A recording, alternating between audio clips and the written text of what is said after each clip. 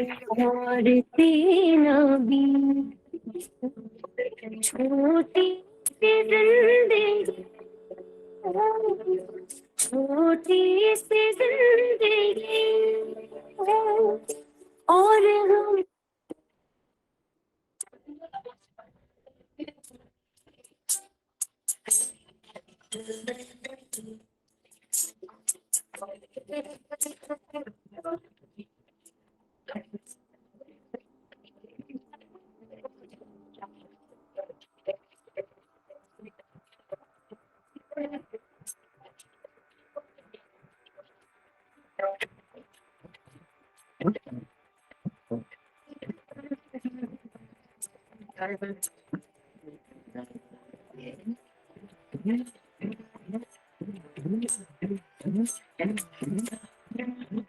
हरे कृष्णा।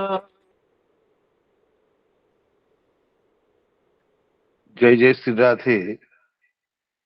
मैं इसी प्रातःकालीन सत्र की पावन संगोष्ठी में हमारे वंदनीय आचार्यों के श्री चरणों में स्वागतार्घ्य समर्पण करता हूं।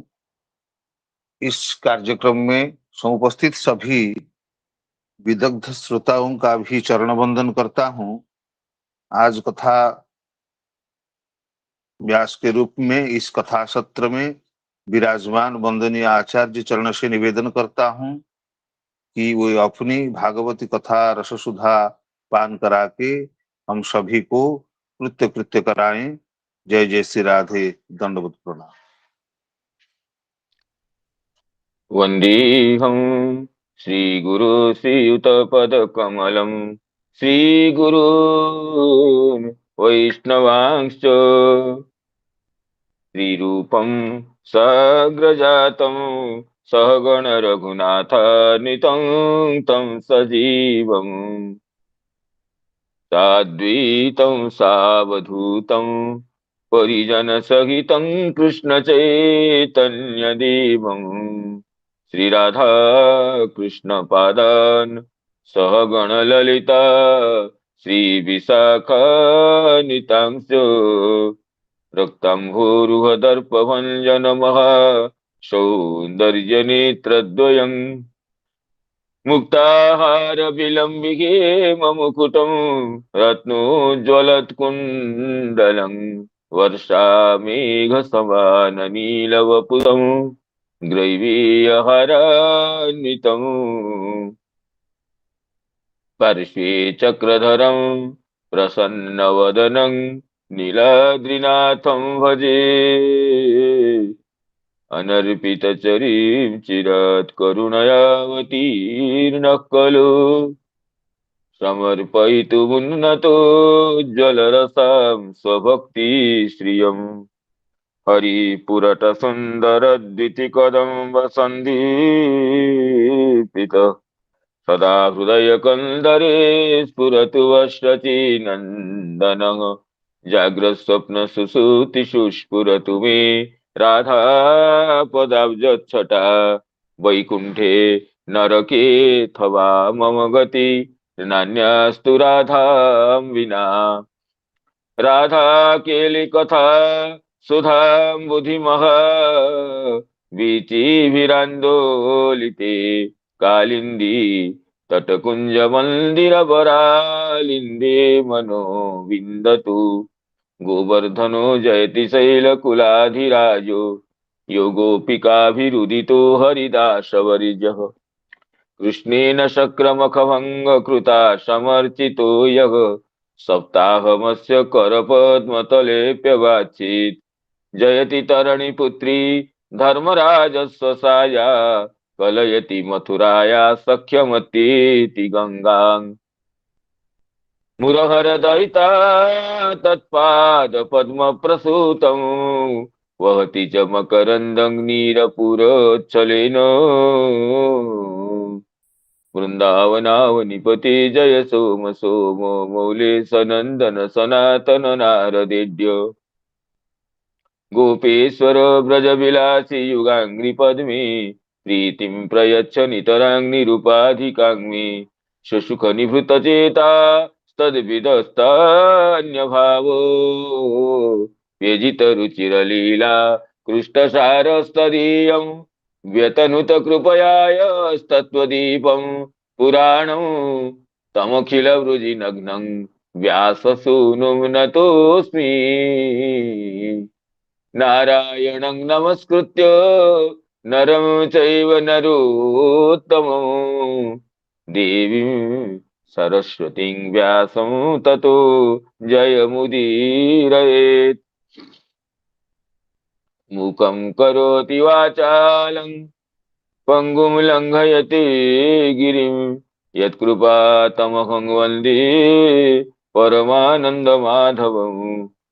अहो देवर्षिर्धन्योऽयं यत्कीर्तिं सार्ङ्गधन्वनः गायन्माद्यन्निदं तन्त्र रमयत्यातुरं जगत्। वृन्दायै तुलसीदेवी प्रियै केशवस्य च कृष्णभक्तिप्रदे देवी सत्यवती नमो नमः। वाञ्छाकल्पतरुभ्यश्च कृपासिन्धुभ्येव च पतितानां पावनेभ्यो वैष्णवेभ्यो नमो नमः। पतितानां पावनेभ्यो वैष्णवेभ्यो नमो नमः। प्रातःकालीन श्रीमद् भागवत कथा सत्र में समवेत समस्त पूज्य वैष्णव वृंद, गुरुजन वर्ग, मातृवृंद और मित्र मंडली को विनम्र प्रणाम और अभिवादन निवेदन करता। श्रीमद् भागवत महापुराण की अहेतु की करुणा से प्रत्यह प्रातः सायं भगवत कथा सुधार नवमी निमग्न होने का ये जो दिव्य क्षण उपलब्ध होता है, उसके लिए आप सभी के चरणों में स्वागत अभिवंदन पुनः करते हुए आज की कथा में प्रवेश करने की अनुमति चाहता। तो श्याम सुंदर श्री कृष्ण, वृंदावन बिहारी श्री कृष्ण वत्सपाल होने के बाद अभी गोपालक बने हैं और वृंदावन में गौओं को लेकर प्रवेश करते हैं। वृंदावन की शोभा का निरीक्षण करने के बाद वृंदावन की जो वृक्षलता श्री कृष्ण को सखा सहित ग्वालवाल सहित श्री कृष्ण को स्वागत करते हैं। उनके मनोनुलाभ को अनुसंधान करते हुए अपने बड़े भाई को बलदाव जी को इसी विषय को व्यक्त करते हुए जो 4 श्लोक कहे थे, उनमें से 3 श्लोक का अध्ययन हुआ था। तो पुनः उसको पढ़ते हुए अब आगे की चर्चा करेंगे। भगवान, अहो अमी देववरा मरार्चितम्, अहो अमी देववरा मरार्चितम्, पादाम्बुजं ते सुमनः फलार्हणम्, नमन्ति पादाय शिखाभिरात्मन, स्तमोपहति तरुजन्म यत्कृतम्, एते लीनस्तव यशोऽखिललोकतीर्थ, गायन्त आदिपुरुषानुपदं भजन्ते, प्रायो अमी मुनिगणा भवदीयमुख्या, गूढं वनेऽपि न जगत्यनघात्मदैवम्, नृत्यन्त्यमी शिखिन ईड्य मुदा हरिण्य, कुर्वन्ति गोप्य इव ते प्रियमीक्षणेन, सुप्तैश्च कोकिलगणा गृहमागताय, धन्या वनौकस इयान्हि सतां निसर्गः, धन्या वनौकस इयान्हि सतां निसर्गः, धन्येयमद्य धरणी तृणविरुधस्तोत्पादस्पृशो द्रुमलकरजाभिमृष्टाः, नद्योद्रय खगमृगा सदयावलोके, गोप्योन्तरेण भुजयो रपिजत स्पृहा श्री, गोप्योन्तरेण भुजयो रपिजत स्पृहा श्री। इसमें कह रहे हैं, देखिए श्री कृष्ण दाऊ जी को संबोधन करते हुए कह रहे हैं, धन्येय मध्य धरणी तृणवीरुधत्वत पादस्पृशो द्रुमलता करजाभिमुष्टा। यंग धरणी अद्य धन्या। ये जो धरणी है, धन्येय मध्य धरणी, ये पृथ्वी ये आज धन्य हो गई है। धन्येय मध्य धरणी कैसे ना, ये आपके चरणों को स्पर्श से ये धन्य है। तृण विरुद्ध पाद स्पृश, तृण और विरुद्ध लता तुम्हारे चरणों के द्वारा तुम्हारे चरणों को स्पर्श कर रहे हैं। तृण और विरुद्ध, तृण विरुद्ध कहते हैं लता को, ये तुम्हारे चरण कमल को स्पर्श कर रहे हैं। तब पादो स्पृशंति तृण विरुद्ध, और क्या है ना, द्रुमलता करजाभिमृष्टा। द्रुम और लता गण तुम्हारे करजे, करज अर्थात नखों से अभिमृष्ट है, अर्थात स्पृष्ट है, करजों से संस्पृष्ट है। और नद्योद्रय खगमृगा सदया अवलोकी, सदैव अवलोकन, तुम जो प्रेम पूर्ण अवलोकन करते हो, नदी, ये अद्रि, खग, मृग, ये सब धन्य हो गए हैं, ये पुलकित तो हो रहे हैं। गोप्यंतरेण भुजयो रपि जस्पृहा स्त्री, श्री जत्स्पृहा, जस्मिन् वा यं स्पृहयति इति जस्पृहा। भगवती लक्ष्मी देवी भी जिसकी अभिलाषा करती है, श्री ही जस्पृहा।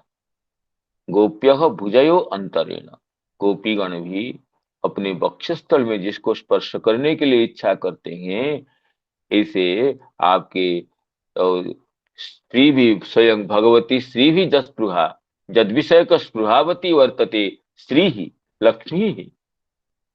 और ऐसे आपके सदैव अवलोक से ये नदी, अद्रि, खगमृग सब धन्य हो रहे, धरणी धन्य हो गई।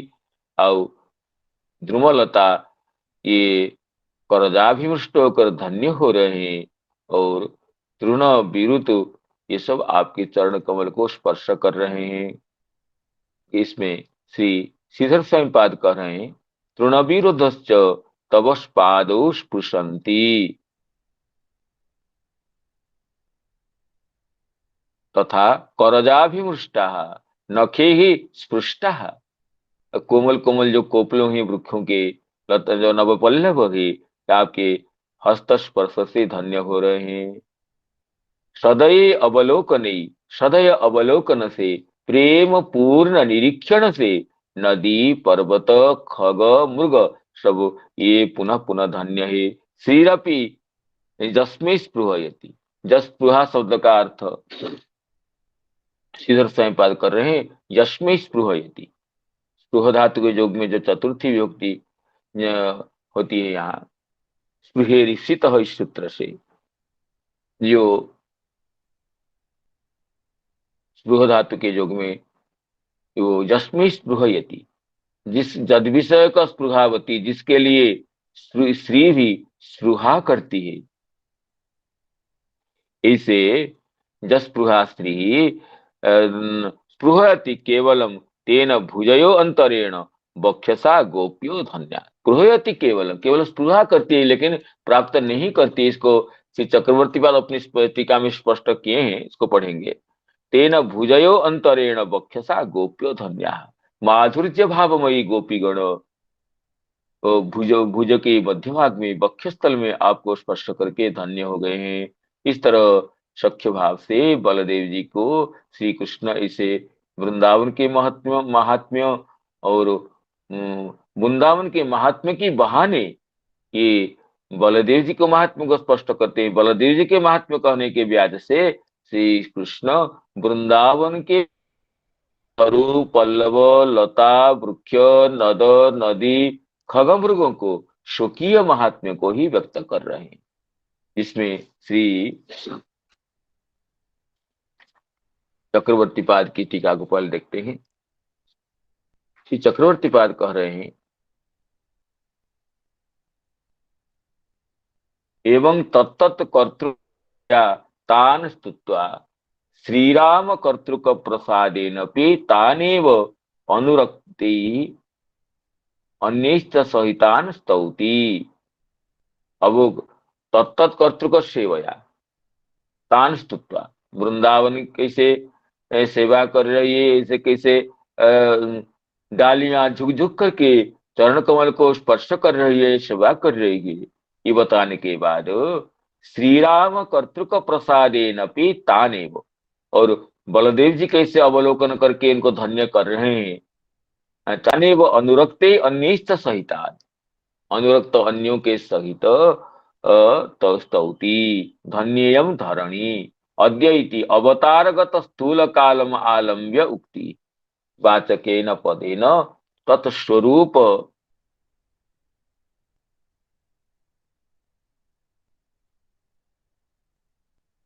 वराह स्पर्शादपि तत्स्पर्श अस्य अति सुखद इति द्योतित। कहते हैं ये नहीं कि पृथ्वी देवी को भगवान का स्पर्श अभी अभी मिला है, उससे पहले नहीं मिला है, बात नहीं।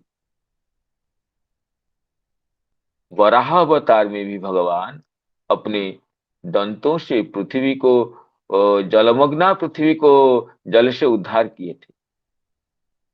तो पृथ्वी जलमग्ना हुई थी, जलमग्ना पृथ्वी का भगवान वराह अवतार में भी उद्धार किए थे।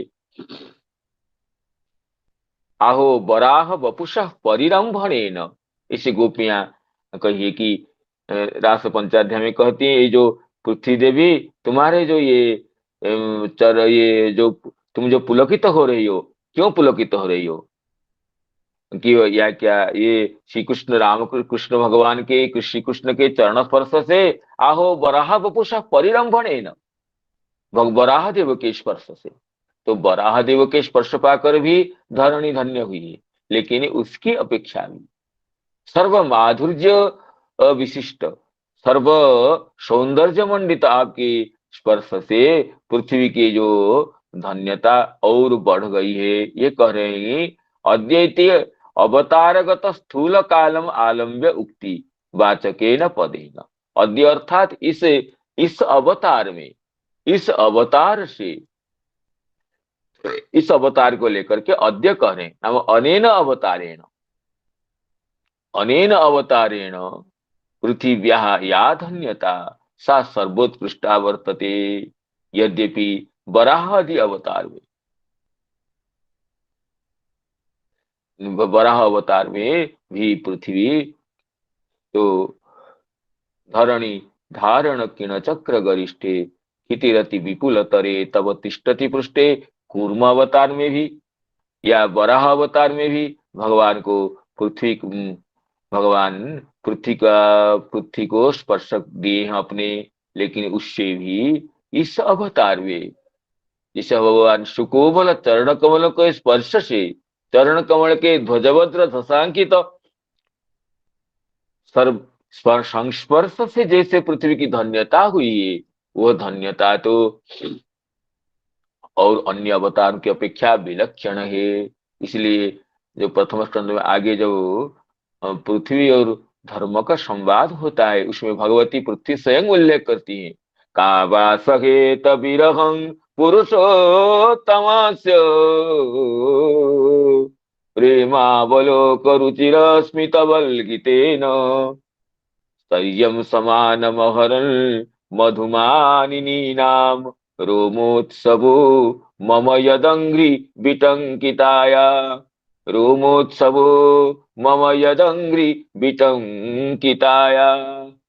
पृथ्वी देवी खुद कहती है, कावा सखेत विरहं पुरुषोत्तमस्य, पुरुषोत्तम भगवान अपने अवतार लीला को गोपन करके अब प्रापंचिक लोकलोचन गोचरता को दूर कर दिए, लोकलोचन अगोचर हो गए हैं। इस विरह को कौन सह सकता है। कावा सखेत विरहं पुरुषोत्तमस्य प्रेमावलोक रुचिरस्मित बल्गु जल्पे ही प्रेम पूर्ण अवलोक और स्मित पूर्ण मधुर कथन से जो बड़े बड़े माननीयों के भी मान को क्षण भर में बदल पिघल माननीयों के मान भी क्षण भर में जिनके मधुर मुस्कान से पिघल जाता था, ऐसे भगवान के, ऐसे श्याम सुंदर के, गोविंद के विरह को कौन सहन कर सकता है। रोमोत्सव मम यदंघ्रि विटंकिताया, जिनके अंघ्रि से विटंकित होकर के, अंघ्रि से संस्पृष्ट होकर के, चरण कमलों से पुष्ट संस्पृष्ट होकर के, परिपुष्ट होकर के मेरी धन्यता हो गई है। मैं रोमोत्सव, रोम रोम से मैं पुलकित हो रही थी, जिनकी श्री कृष्ण के चरण कमलों के दिव्य माधुर्यमय संस्पर्श से, और मेरी जो रोमांच ही ये तृणराज के रूप में मेरे ऊपर परिदृष्ट हो रहा था। उस श्याम सुंदर श्री कृष्ण के विरह से मैं अत्यंत दुखिनी हूँ। ये पृथ्वी देवी धर्मदेव को अपने मानसिकी पीड़ा को बताते, तो यही कहते हैं कि यद्यपि भगवती पृथ्वी देवी भूदेवी भगवान की नित्य कांता है, उनको अन्यान्य अवतारों में भी भगवान की जो करुणा संस्पर्श, ये प्रेम पूर्ण उपगुहन सब प्राप्त है, लेकिन इस अवतार में जो पृथ्वी पर कृपा है, भगवान तो श्याम सुंदर श्री कृष्ण तो खड़ाऊ नहीं पहनते हैं, ये बिना पादुका से ही वृंदावन में भ्रमण करते हैं। कहते नहीं देखो ये गाभीगण अब बिना पादुका में चलते हैं, और गोयों के सेवक होने से हम लोग पादुका कैसे पहनेंगे। और बिना पादुका से जब वृंदावन की भूमि पर विचरण करते हैं और अपने चरण कमलों के ध्वज वज्र जस कमलांकित चिन्हों से वृंदावन की भूमि को अनुरंजित करते हैं, तो वृंदावन का महात्म्य तो वैकुंठ से भी बढ़ जाता है। तो ये संस्पर्श पाकर के, ये जो संस्पर्श भगवान का श्री कृष्ण अवतार में पृथ्वी को मिला है, वो तो इतर अवतार विलक्षण है। ये करे अद्य शब्द का यह व्यंग्यार्थ है। कहते अद्य इति अवतारगत स्थूल कालम आलम्ब्य उक्तिवाचकेन पदेन तत्स्वरूप वराह स्पर्शादपि, आपके वराह अवतार के स्पर्श से भी तत्स्पर्श अस्या अति सुखद इति द्योतित, तो वराह अवतार से, अन्य अवतार से भी जो आपका पृथ्वी देवी को सुख मिला था, उससे भी इस अवतार में जैसा सुखद संस्पर्श मिला है पृथ्वी देवी को, वो तो सर्व विलक्षण है। द्योतित कुतो न धन कुतो धन्ययं चेत धरणि स्थानाम तृणादीनांगपि तत्संपर्कादेव इत्याह। तो धरणी में जो तृण लता गुल्म है, ये तो तुम्हारे संपर्क से धन्य हो गए। तृणानी च विरुधश्च ताहा त्वत् पादाभ्यां स्पृक स्पर्शः जासां तथा भूता। कहते तृणविरुध पादस्पृशः, पादस्पृश शब्द का विग्रह करते हुए श्री सारार्थ दर्शनिकार कहते हैं पादाभ्यां स्पृक स्पर्शः जासां तथा भूता। तथा भूता तृण विरुद्ध, तृण और विरुद्ध गण कैसे है? ईदृश्य न पादस्पृशः, पाद पादाभ्यां स्पृक स्पर्शः जासां तथा भूता। आपके दिव्य चरण कमलों के संस्पर्श को प्राप्त किए ये तृण और लता।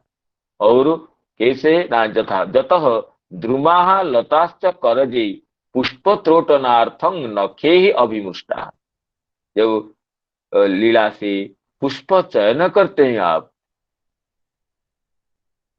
तो अपने सुकोमल नखों से ये द्रुमलताओं के जब पुष्प त्रोटन करते हैं, नव पल्लवों को त्रोटन करते हैं, चयन करते हैं, तो नखों से अभिमुष्ट होकर के, स्पुष्ट होकर के ये धन्य हो गए हैं।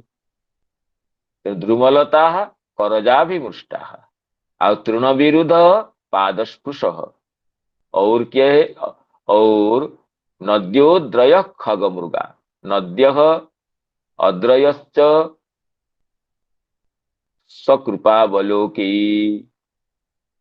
प्रेम पूर्ण निरीक्षण से नदी, अद्रि, खग, मृग ये धन्य हो गए हैं। पृथ्वी तो धन्य हो गई, ये इतर अवतार विलक्षण करुणा से संस्पर्श से, और तृणलतागण पाद स्पर्श से धन्य है। नदी, अद्रि, खग, मृग सदैव अवलोकन से, जब प्रेम पूर्ण निरीक्षण से सब दिशाओं को आप निहारते हैं, तो नदी, अद्रि, खग, मृग धन्य हो जाते हैं। जदवा सन अयः शुभावः विधिर्जेभ्य तथा भूते अवलोकी सहिता।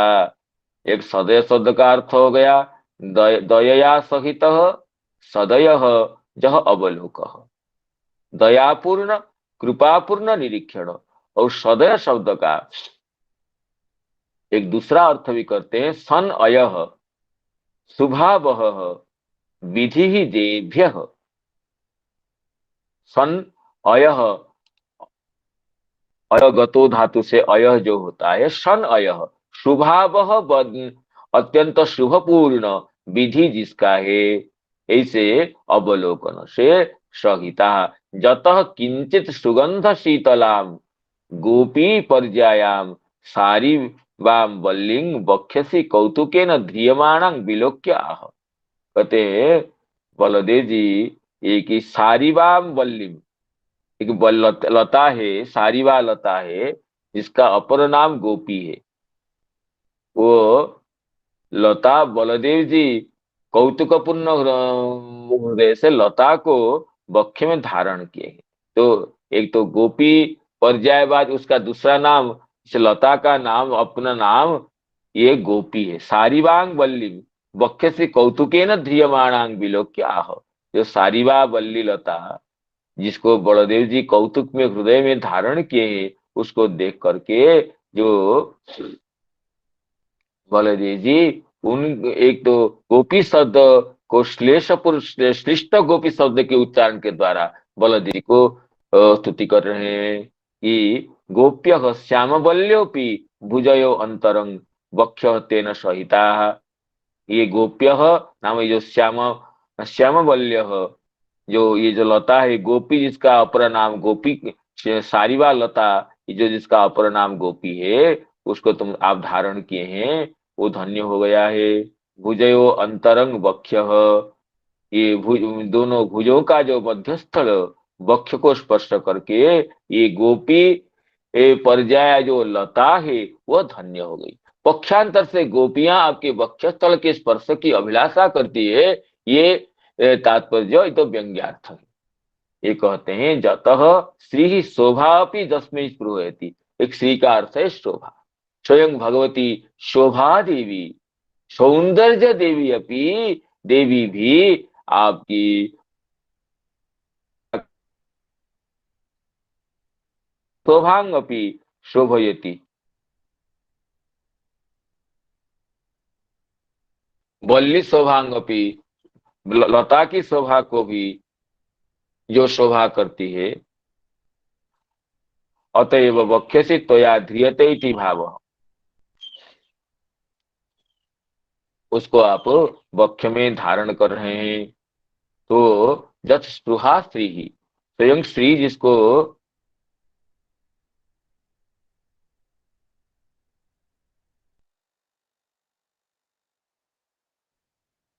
स्त्री भी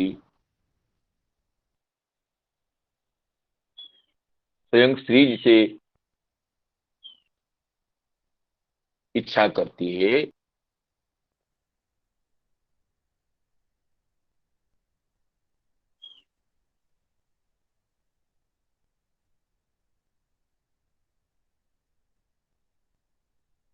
तो जसपृहा स्त्री ही स्वयं श्री जिनकी अभिलाषा करती है, ऐसे आगे वक्षस्थल को, वक्षस्थल में जो सारिवा बल्ले, ये तो वक्षस्थल की स्पष्ट इच्छा करती है। तस्त्री शोभा अपि जस्मै प्रहयति सा जा वल्ली शोभाम अपि शोभयति यतैव वक्षे स्थित्वा ध्रियते। पक्षे गोप्यः ब्रज सौंदर्यः जस्पृहा जस्मै भुजान्तरा लक्ष्मीरपि स्पृहयति। स्वयं भगवती लक्ष्मी देवी जिनके लिए, जिनकी वक्षस्थल की स्पर्श के लिए, सेवा के लिए चाहती है, इसमें भागवतामृत कारिका को उद्धार करते हैं श्री चक्रवर्ती पाद। सदा वक्षस्थलापि वैकुंठे स्थितिरिंदिरा, सदा वक्षस्थलस्तापि वैकुंठे स्थितिरिंदिरा। कृष्णो रसस्पृहायास्यैव रूपं विवृणुतेऽधिकम्। वैकुंठे स्थितु इंदिरा, वैकुंठ नायक वैकुंठेश्वर भगवान के नित्य वक्षस्थल स्थिता होने पर भी भगवती इंदिरा, भगवती महालक्ष्मी कृष्णोरस्पृहा, यहाँ कृष्ण उनकी श्री कृष्ण की स्पर्श करने की, भगवान श्री माधुर्य स्वरूप वेणु विनोदी श्री कृष्ण की लीला में सम्मिलित होने की इनकी स्पृहा रहती है। किसकी? ना इंदिरा जी की। तो वही स्पृहा यहाँ अस्यैव रूपम विवृणुते अधिकम, इससे ऐश्वर्यमय वैकुंठाधीश्वर चतुर्भुज नारायण की अपेक्षा द्विभुज मुरली बदन श्याम सुंदर के जो रूप का आधिक्य प्रतीत होता है, स्पष्ट होता है। पौराणिक उपाख्यान मत्र संक्षिप्य लिख्यते, श्रीपेक्ष कृष्ण सौंदर्यम तत्र लुब्धा ततस्तपः।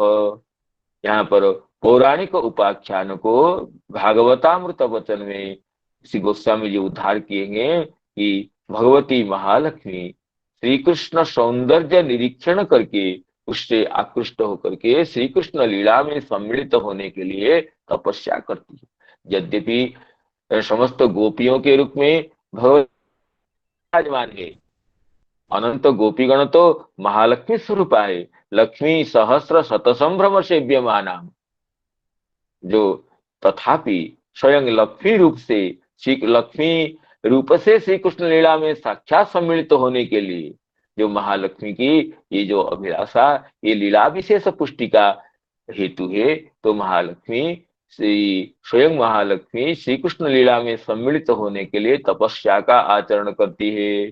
तत्र लुब्धा ततस्तपः कुर्वती प्राहता कुर्वतीं प्राह ताम कृष्णः किं ते तपसि कारणं विजिहीर्षे त्वया गोष्ठे गोपीरूपेति सा ब्रवीत। तो तपस्या तपोनिरता भगवती लक्ष्मी जी को जब श्री कृष्ण पूछते हैं किं ते तपसि कारणम, तुम्हारी तपस्या का क्या हेतु है, तो भगवती महालक्ष्मी कहती मैं स्वयं गोपी होकर के गोपी रूप में तुम्हारी लीला में क्रीड़ा स्थान पाना चाहती हूँ, क्रीड़ा करना चाहती हूँ तुम्हारे साथ में। तो तदुर्लभमिति प्रोक्ता लक्ष्मीस्तं पुनरब्रवीत स्वर्ण रेखेवते नाथ वस्तुमिच्छामि वक्ष्यसि। तो भगवान कहते हैं कि ये तो गोपियों के लिए ही केवल प्राप्य है, और ये तुम्हारी इसे लक्ष्मी स्वरूप से नहीं हो सकता है। ये तब ये दुर्लभ बताने से भगवती महालक्ष्मी कहती है कि मैं तुम्हारे वक्षस्थल में स्वर्ण रेखा होकर रहना चाहती हूँ। तो भगवान के वक्षस्थल में स्वर्ण रेखा के रूप में भगवत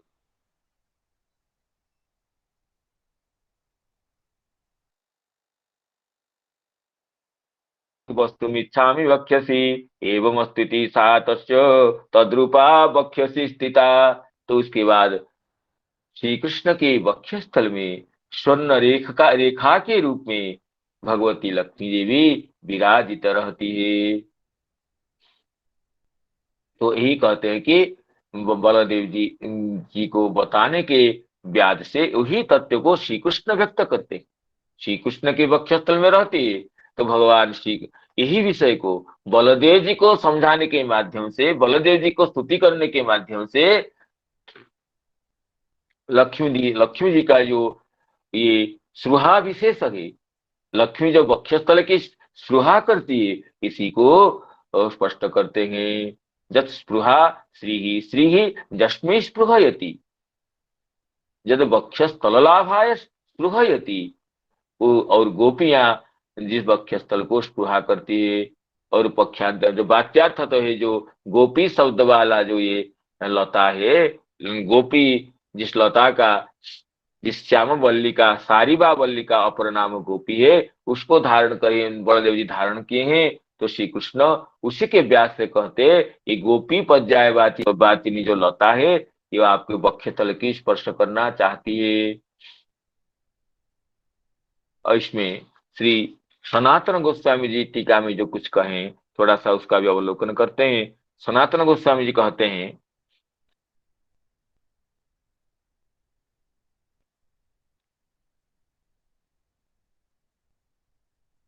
किंच एतेषां धन्यता तो नित्य सिद्धा एव अप्राकृतत्वात्। कहते इनकी धन्यता तो नित्य सिद्धा है। धरणी अपि अद्य इदानीं धन्या। धरणी अपि अब धन्य है, क्यों ना अद्य इदानीं यं धरणी धन्या। तृणविरुधश्च एतः तृणविरुधः धरणी संबंधिन्य एव। धरणी संबंधिनी जो तृण विरुद्ध है वो धन्य है। अहो अमिदेव परामरार्चितम इत्यादि ना जो जे उक्ता तरवः ते अप्राकृता। और अद्येति कालस्य पार्थक्य निर्देशात्। अद्य कहने का अर्थ है इस काल का, विशेष रूप से इस समय को निर्देश कर रहे हैं। तत्र अयं विचार वैकुंठं तो त्रिविधम भवति, भौमम अभौमम भौमा भौमम चेति। वैकुंठ लोक का त्रिविध भेद का परिदर्शन कराते हैं। भौम वैकुंठ, अभौम वैकुंठ, भौमा भौम वैकुंठ। भौम स्वर्गवत पुरुषोत्तम क्षेत्रवत वपुर्भूतं महात्मन इत्युक्ते। इसे भौम भूमि में रहने वाला, भौम स्वर्गवत पुरुषोत्तम क्षेत्रवत, इसे पुरुषोत्तम क्षेत्र जो भगवत धाम है, वो भूमि में रहने पर भी ये भौम वैकुंठ है। भूलोक में ही वैकुंठ का अवतरण है। वपुर भूतंग महात्मन इत्युक्ते, ये पुरुषोत्तम क्षेत्र भगवान के वपु स्वरूप है, ये भौम वैकुंठ है। अभौमम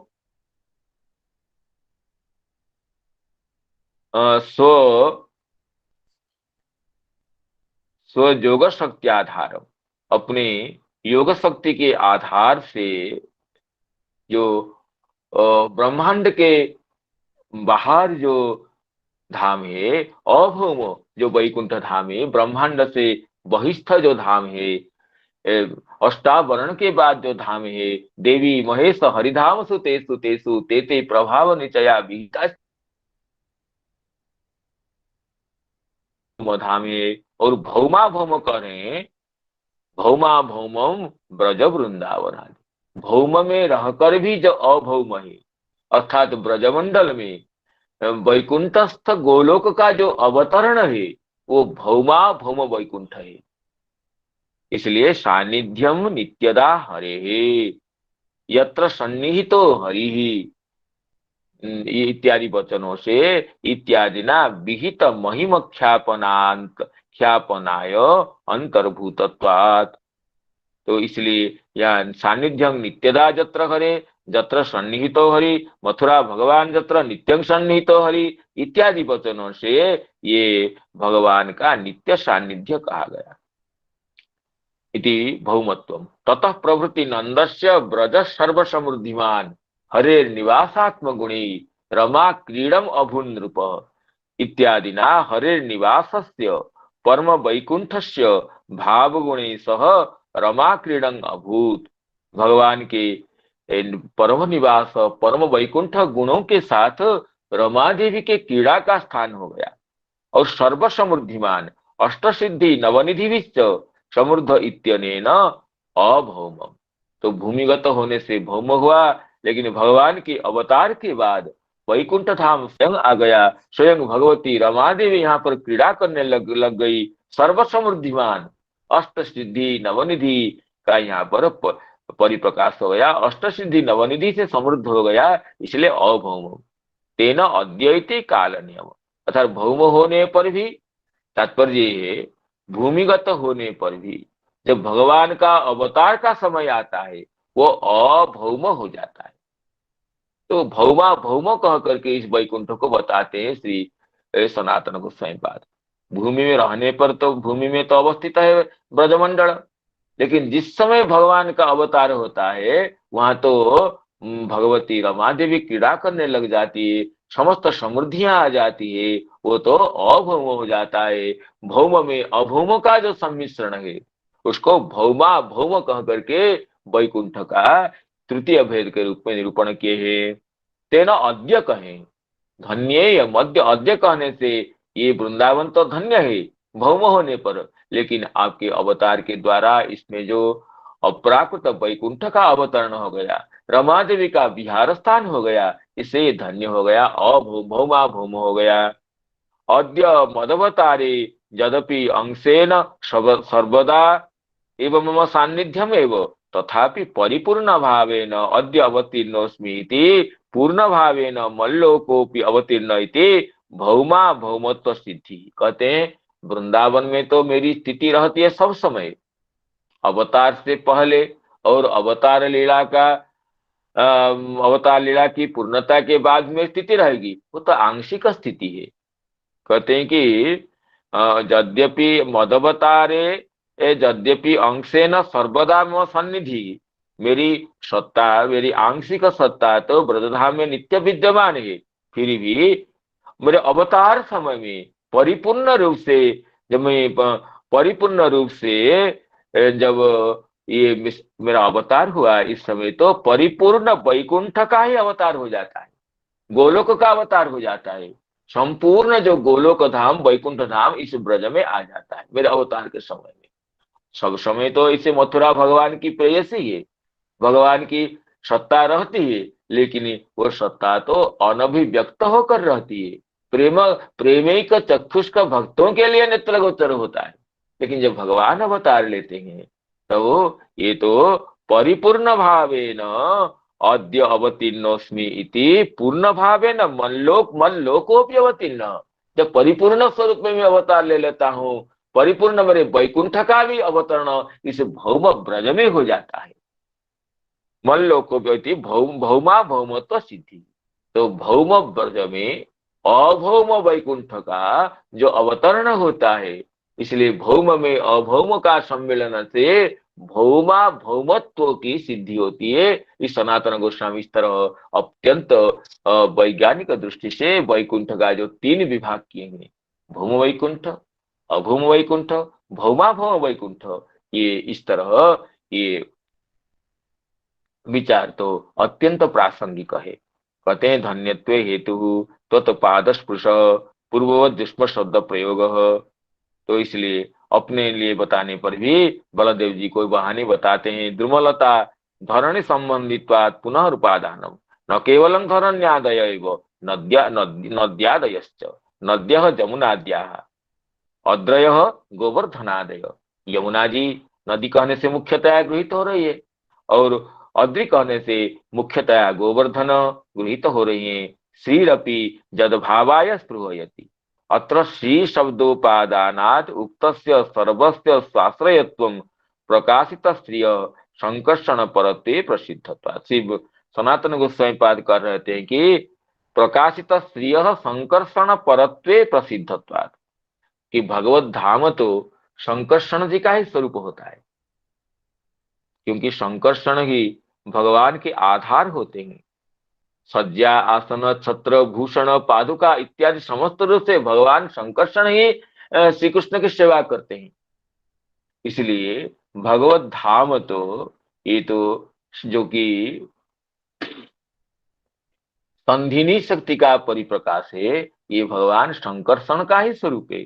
जहां कहीं भी भगवान का जो आधार होता है वो संकर्षण भगवान होते हैं।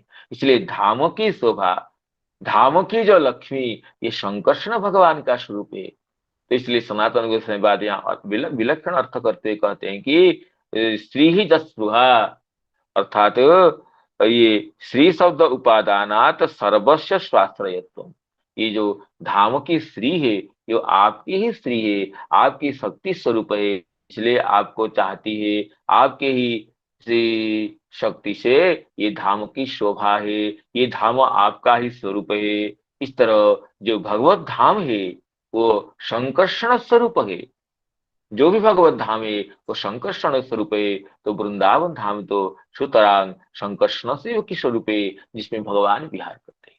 इस तरह सनातन गोस्वामी पाद इस श्लोक का और स्वतंत्र दिव्य अर्थ करके स्पष्ट किए।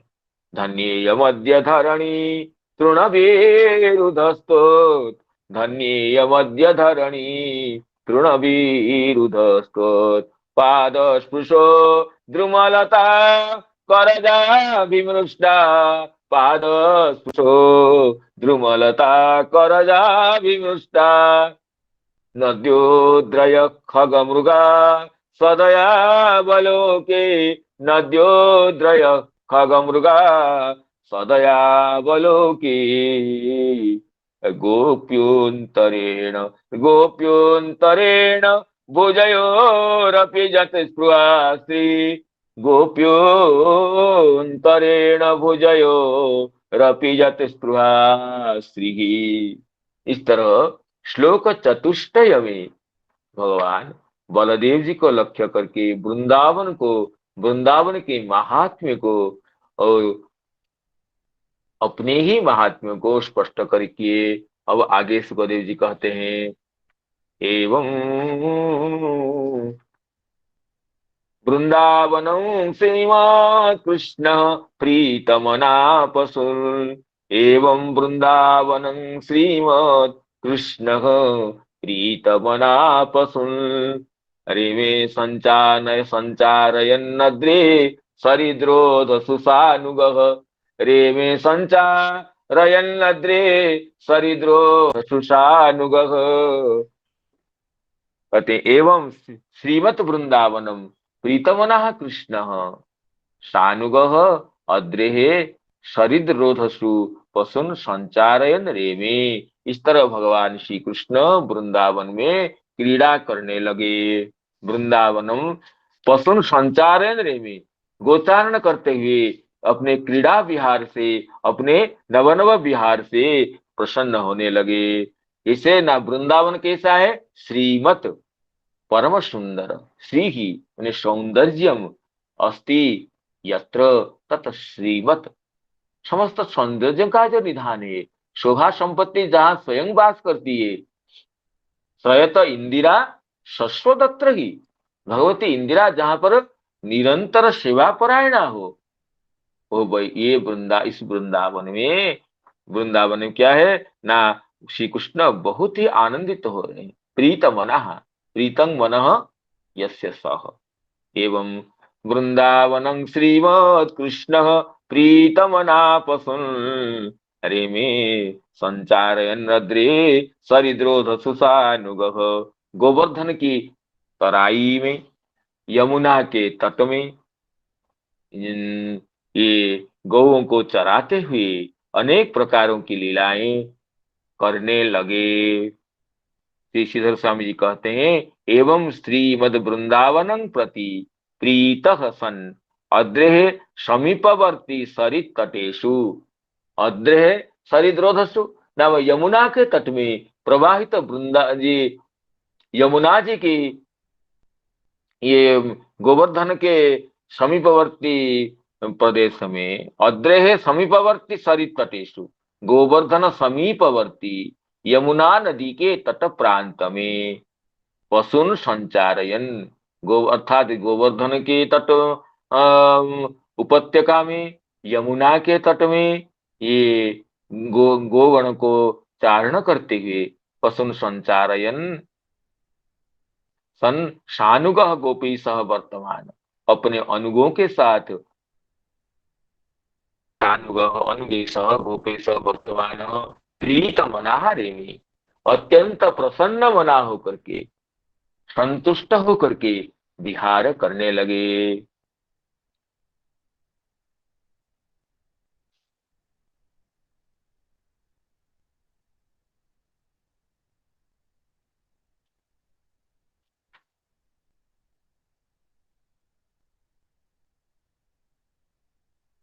तो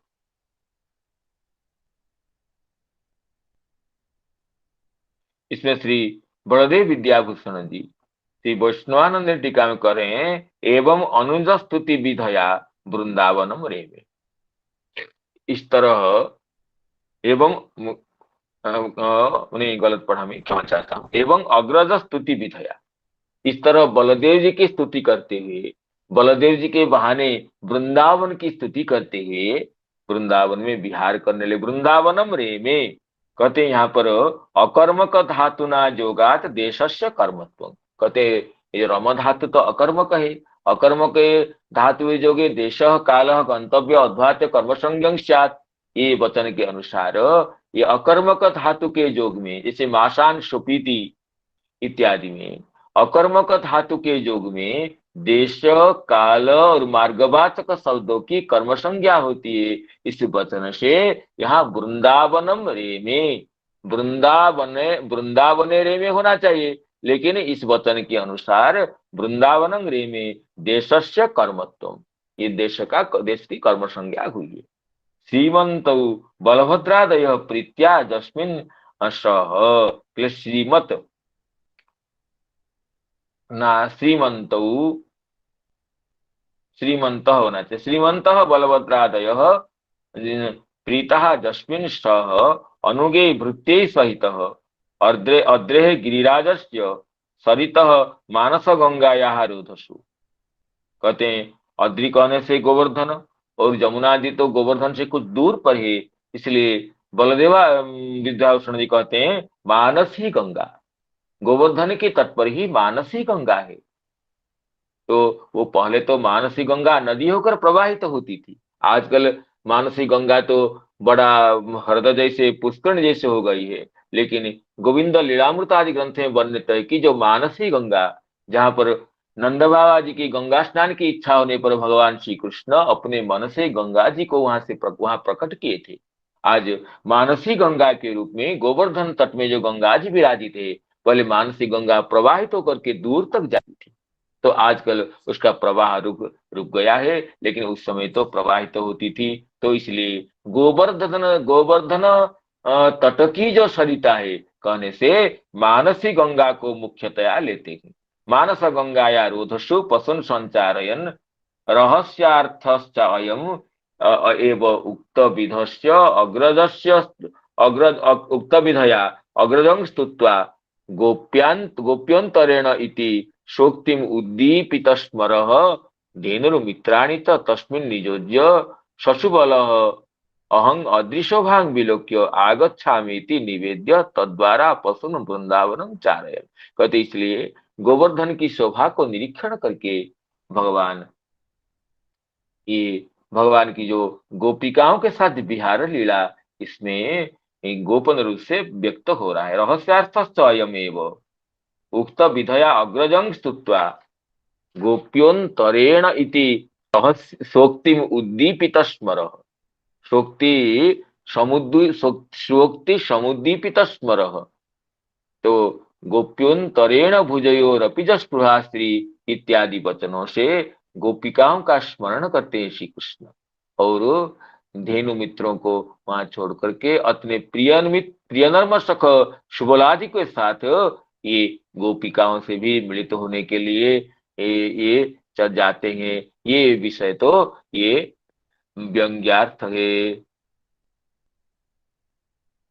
और श्रीमती प्रीता प्रेमवती जत्र तादृशः, श्रीमत का अर्थ करते हैं श्रीमती प्रीता प्रेमवती तादृश, श्रीमत प्रीतमना, इनको तो ये दो शब्द है, लेकिन यहाँ पर श्री बलदेव विद्याभूषण जी, अच्छा, एवं वृंदावनं श्रीमत कृष्ण प्रीतमना पशुन, श्रीमत कृष्ण ये दो शब्द है, लेकिन श्रीमती प्रीत, श्रीमती कृष्ण, अच्छा इस तरह, अथवा श्रीमत प्रीतमना कृष्ण, इसे शायद पाठ स्वीकार कर रहे हैं बलदेव विद्याभूषण जी, क्योंकि श्रीमती प्रीता प्रेमवती जत्र तादृशः ततैव प्रीतमनः, अथवा श्रीमती का ही अर्थ कर रहे हैं। श्रीमती नाम प्रेमवती, श्रीमती नाम प्रेमवती, श्रीमती माने प्रीता, प्रेमवती जत्र तादृश ततएव प्रीतमना। तो श्रीमत का अर्थ कर रहे हैं, श्री का अर्थ ही कर रहे हैं कि श्री ही अस्ति यस्मिन सह श्रीमत कृष्ण। श्रीमत तो एक वृंदावन का विशेषण बनाए हैं श्रीधर स्वयंपाद। श्रीमत वृंदावनम, वृंदावनम श्रीमत, और श्रीमत कृष्ण श्रीमती प्रीता प्रेमवती जत्र तादृश ततएव प्रीतमना। तो वृंदावन में ये समस्त प्रेमवती गोपियां होने से श्री कृष्ण प्रीतमना है। शानुग तदनुगा भी सहित च अदे शरीद्रोधसु प्रेमे। तो अनुसानुग, एक तो अनुगे सहित और अनुगा भी सहित, ये भी अर्थ करते हुए श्री वैष्णवानंदिनी टीका में भगवान की माधुर्य लीला की ओर संकेत किया गया है। एवं वृंदावनं श्रीमत् कृष्ण प्रीतमना पशून्, एवं वृंदावनं श्रीमत् कृष्ण प्रीतमना पशून्, रेमे संचारयन् नद्रे सरिद्रोधसुषानुगः, रेमे संचारयन् नद्रे सरिद्रोधसुषानुगः, क्वचिद् गायति गायत्सु मदान्धानि स्वनुव्रते उपगीयमान चरितः सृग्वी संकर्षणान्वित। कहाँ पर सृग्वी पाठ है, कहाँ सखी पाठ है। उपगीयमान चरित सखी संकर्षणान्वित, कहते हैं अनुगी अनुव्रते ही अनुगीयमान चरित, अनुव्रते ही उप संकर्षणान्वित सृग्वी मदान्धालिषु क्वचिद् गायत्सु गायति। मदान्ध पुष्प रसपान मत भ्रमर जब गान करते हैं, उनको अनुकरण करते हुए, अनुसरण करते हुए ये श्री कृष्ण भी शंकर कृष्ण जी के साथ गान करने लग जाते हैं। अनुगी अनुव्रते उपगीयमान चरित, और उनके अनुव्रत सखागण तो श्री कृष्ण का चरित गान करते हैं। श्री कृष्ण संकर्षण के साथ भ्रमरों के गुंजन का अनुसरण करते हुए गान करने लग जाते हैं। एवं कहते हैं तामेव रतिमाह क्वचिद इत्यादि भी दशभी। तो तामेव रतिम वृंदावनम, अरे में वृंदावन में किस तरह विहार करते हैं, इसको आगे 10 श्लोक में बता रहे हैं।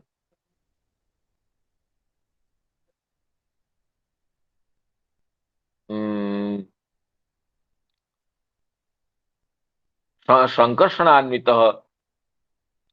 तामेव रतिंगाह क्वचिद इत्यादि भी 10 भी।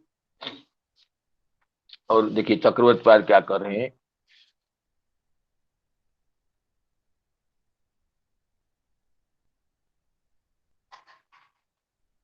एवं इति यद्वा इति इति अग्रजं परितोष्य गोप्योन्तरेण भुजयोरिति निजोक्त्या एव उद्दीप्त कंदर्प तत्संग एव गाहा सखींश्च नियोज्य भो श्रीमत आर्य क्षणमहम अत्र सुबलेन सार्धम गोवर्धन कंदर रोधसी विश्रम्य आगंता अस्मि तम अग्रे कालिंदी रोधसु तावत विहर इत्युक्त्वा ततो विजुज्य पौगंडेपि कैशोराविर्भावात् रहस्वी प्रजबालाभिसार्धम रेमे इत्याह। भगवान की समस्त लीला तो नित्य होती है, पौगंड अवस्था में भी कैशोर लीला का प्राकट्य यहाँ दिखाई प्रकट कर रहे हैं।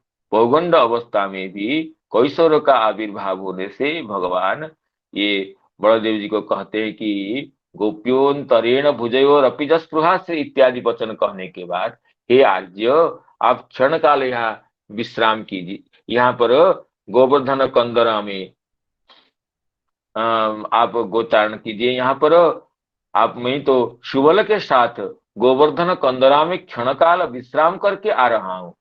तुम अग्रे कालिंदी रोधसो तावत विहर, अब आगे कालिंदी तटवर्ती प्रदेश में गोचारण कीजिए। यह कहते हुए उस समस्त सखाओं से विजित होकर के शुबलादि प्रिय नर्म सखाओं के साथ जाते हैं, ये ब्रजबालाओं के साथ मिलित होने के लिए। अतः पौगंड अवस्था में भी भगवान की नित्य की कैशोर लीला का प्राकट्य यहाँ पर सूचित हो रहा है। इत रेमे इत्याह एवं अग्रजं स्तुत्वा तद्वारा एव पशुन वृंदावने संचारयन् अद्रेह सरितः मानस गंगाया रोधसु रेमे।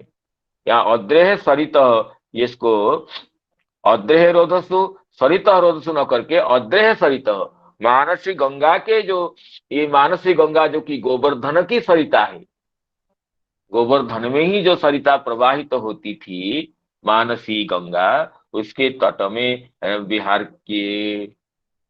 एवं वृंदावनम श्रीमत् कृष्ण प्रियतमना पशून्, एवं वृंदावनं श्रीमत् कृष्ण प्रियतमना पशून् रिमे संचारयन्नद्रे सरिद्रोधसुषानुगः, रिमे संचारयन्नद्रे सरिद्रोधसुषानुगः। हरे कृष्ण कृष्ण कृष्ण हरे हरे, हरे राम राम राम हरे हरे।